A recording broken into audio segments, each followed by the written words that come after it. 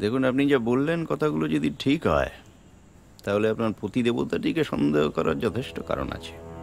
প্রথমে অ্যাফেয়ার ভেবেছিলাম, কিন্তু সবকিছু তো কমপ্লিকেটেড হয়ে যাচ্ছে। এই মীরা সিনহা কোনো ক্লায়েন্ট না, অফিসে কোনো রেকর্ডও নেই।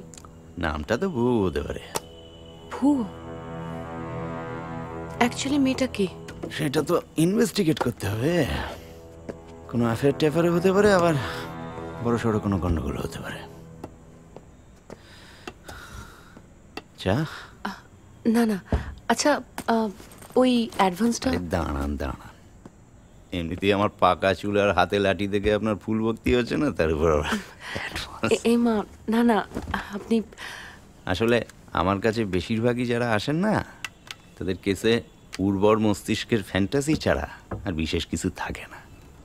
আর কেস না দাঁড়ালে আমি পয়সা নিয়ে হাত গন্ধ করি না। আপনি কোনো আসতে পারেন, যদি কিছু খবর হয় আমি টেলিফোনে জানিয়ে দেবো। ওকে।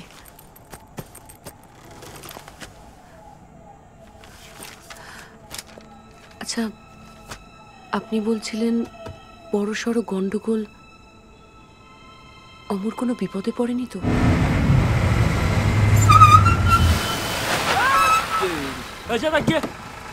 अरे साला, ए गाड़ी चल, अरे पीछे हटा हटा, तू कहां से आ गया? जा यहां से, जा जा ऐसे।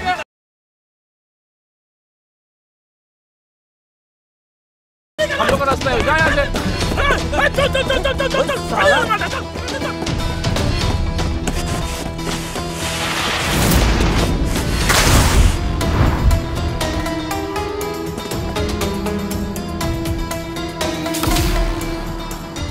দেখুন দাদা, আমি কিন্তু কোনো ভায়োলেন্স চাই না। জায়গা ডাকবি ডাক, 10 লাখ বাই করে নিয়ে আসতে বল। আর অ্যাড্রেসটা আমরা বলে দেবো। দাদা, আমার মনে হয় খড়গপুর জেলে আপনাদেরকে কেউ বোকা বানিয়েছে। 12। দাদা, আপনাদের কিন্তু কোথাও একটা বড় সড়ো ভুল হচ্ছে। 15। আপনারা যেটা আমাকে ভাবছেন আমি কিন্তু তা নই। 16। দাদা, আমি চাই না যে এরকম একটা ঝামেলার মধ্যে জড়িয়ে পড়ে আপনাদের কোনো ক্ষতি হোক।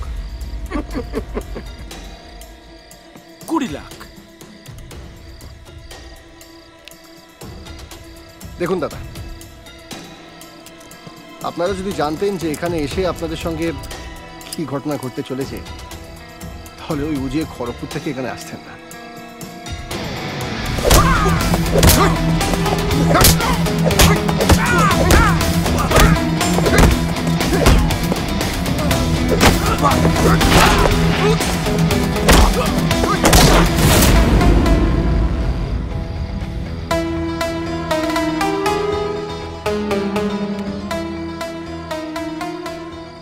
গার্ডেন রিচের কন্টেনার ইয়ার্ডে দুটো পার্সেল রেডি হয়েছে। ফাস্ট ট্রাক ট্রান্সপোর্টেশন পাঠাও না, তো বাসি হয়ে যাবে।